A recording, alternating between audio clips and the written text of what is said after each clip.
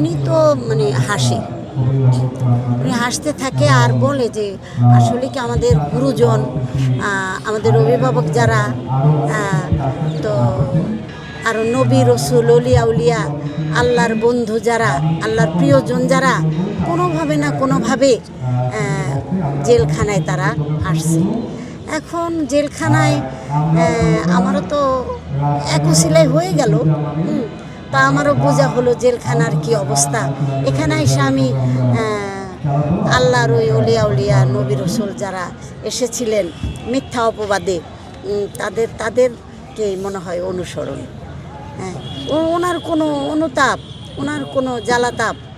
কারণ কি আসলে আমরা তো সত্যিকার অর্থে জগৎ সংসারের নিচু লোভ লালসা কামনা বাসনা, পরশ্রী কাতরতা, পরের সৌন্দর্য দেখলে আমরা দুর্বল হয়ে যাই, তার দোষ খুঁজি। হঠাৎ করে এত এত মানে যশ খ্যাতি এটা কোত্থেকে গাইল? নিশ্চয়ই এর পিছনে একটা অবৈধ কিছু আছে। এটা হইল পরশ্রী কাতরতা।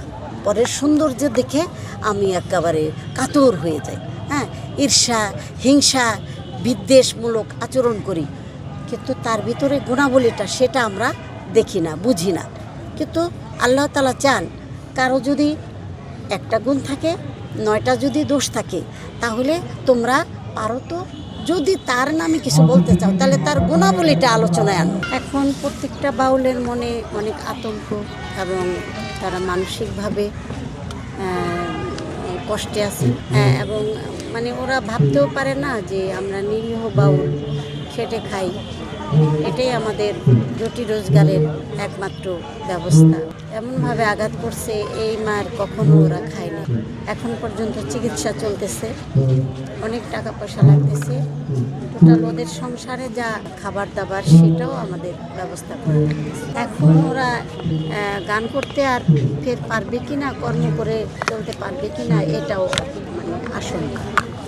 তো সেজন্য ওরা খুবই ভয়ের ভিতরে সময় কাটাচ্ছে। বাউল গানের মধ্যে যে পালা গান থাকে, পালা গানটা মূলত আমরা এইভাবে গান করি যে যেটা মানব ধর্ম, মানবতাবোধ, একজন মানুষের সাথে কিভাবে ব্যবহার করা হবে, আর সৃষ্টির প্রতি সবসময় দয়ার দৃষ্টি যেমন আল্লাহ তাআলা রাখেন, সেই আল্লাহর বান্দা হয়ে সে আল্লাহর সেই নিয়ম নীতিতে আদর্শে যদি আমরা চলতে না পারি, তাহলে চামড়ায় মানুষ হলে তার হবে না।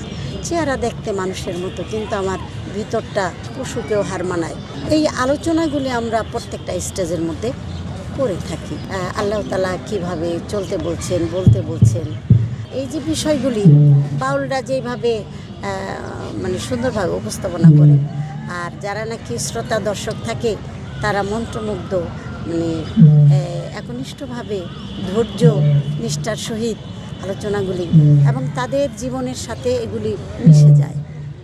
কেউ যদি উল্টাভাবে চলেও, কিন্তু দেখা যায় ওই যেখানে পালাগানটা হইল ওখানে এমন কিছু আলোচনা আসে, তার জীবনের চলার পথটাই পরিবর্তন ঘটে। পরিবর্তনটা উন্নয়ন, সেটা ডিমোশন না। দেখা গেল কোনো সন্তান মা বাবাকে কষ্ট দেয়, অবাধ্য। মা বাবা বলতে যে একজন অভিভাবক, তার কাছে জবাবদিহিতা করতে হয়, কোথায় গেলা, কোথায় রাত কাটাইলা, সেটা তোয়াক্কাই করে না। তারা জানেই না কোনো মা বাবা যে আসছে। ইবলিশের যেমন কোনো অভিভাবক নেই। এই ধরনের অবাধ্য কিছু সন্তান আমাদের মাঝে আছে। কিন্তু আমরা ওই মা বাবাকে কিভাবে সম্মান করতে হবে, কিভাবে ভক্তিজ্ঞানে দেখতে হবে, আদব কায়দা, মা বাবার প্রতি আমাদের দায়িত্ব, এইগুলি তো আল্লাহ তাআলা নিজেই বলেছেন। তো ওই কথাটা যখন আলোচনায় আনি, মা বাবার গুরুত্ব, সকালবেলা গিয়ে দেখা গেল ওই ছেলেটা মাকে জড়াই ধরে বলল, মা আমি এতদিন তোমাকে চিনতে পারি নাই, তুমি আমারে খুব ক্ষমা করে দাও। এরকম বহুত সন্তান বলছে যে আলো আপা, আপনার ওই গানের পর থেকে আমি আমার মায়ের চিনছি।